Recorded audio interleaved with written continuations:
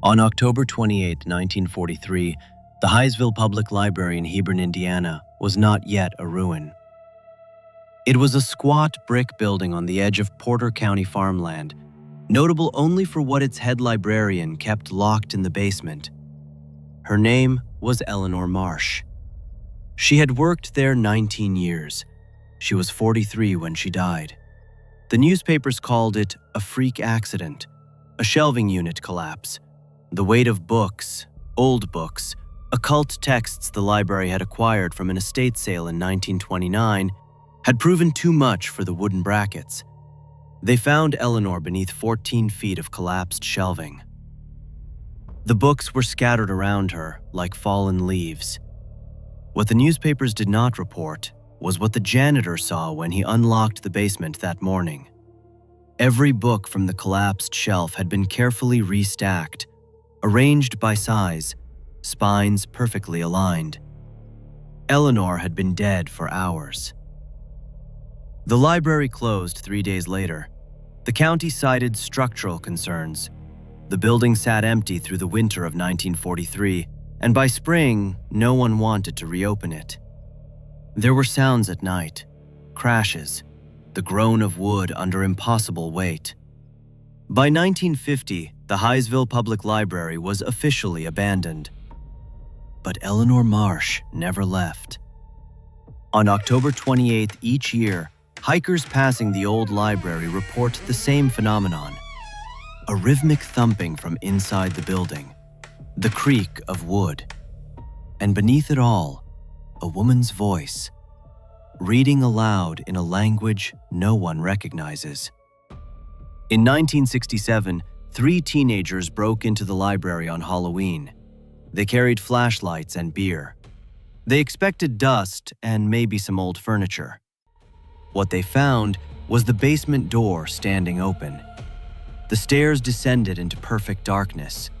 One of the boys, his name was Michael Torrens, and he spoke about this only once to his priest before he stopped speaking about it at all, said the darkness felt aware, like it was watching them decide whether to go down. They went down. The basement was not empty. Someone had been working there. Books were stacked in careful towers along every wall, 30-foot columns of rotting volumes arranged with geometric precision. And in the center of the room, a woman knelt among scattered pages, reading by moonlight that somehow reached through solid earth. She did not look up when the boys entered. She simply continued reading. Her voice was steady, mechanical. The words sounded like Latin, or older than Latin, consonants that hurt to hear. Michael said her hands were wrong. The fingers bent at angles fingers should not bend. And when she turned a page, he saw the page was blank. The boys ran. One of them, David Kelmer, tripped on the stairs and broke his wrist. He claimed something grabbed his ankle, something that felt like wood, not flesh. The Porter County Sheriff's Department searched the library the next morning. They found no books in the basement, no towers, no woman. They found Eleanor Marsh's reading glasses on the floor, still intact, still clean. The glasses had been buried with her in 1943. After that, the county boarded up every entrance. They planted no trespassing signs. But the sounds continued.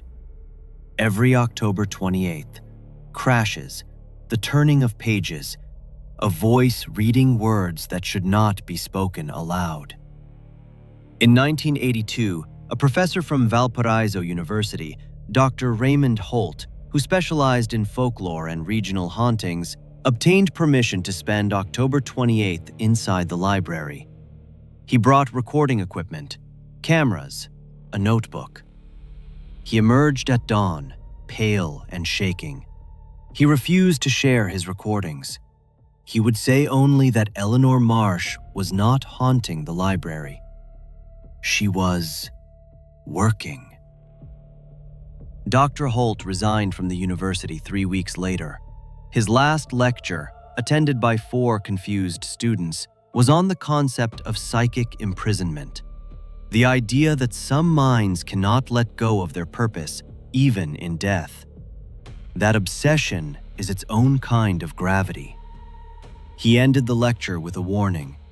He said there are books that should not be cataloged, knowledge that should not be organized, because to sort something is to understand it, and some things become more dangerous when they are understood. No one knew what he meant. The library still stands. The boards over the windows have rotted through. The roof sags. But every October 28th, the sounds return.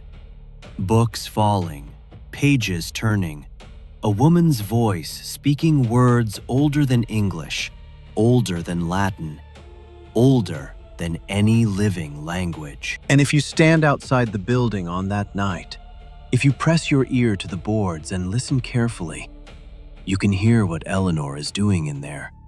She is cataloging, organizing, trying to finish her life's work, trying to contain something that grows stronger every time she speaks its name. The Hysville Public Library will collapse someday. The walls will fall. The basement will fill with earth. But Eleanor Marsh will still be there, in the dark, reading from books that no longer exist, seeking the one person who will finally understand what she was trying to protect us from, and what she accidentally set free.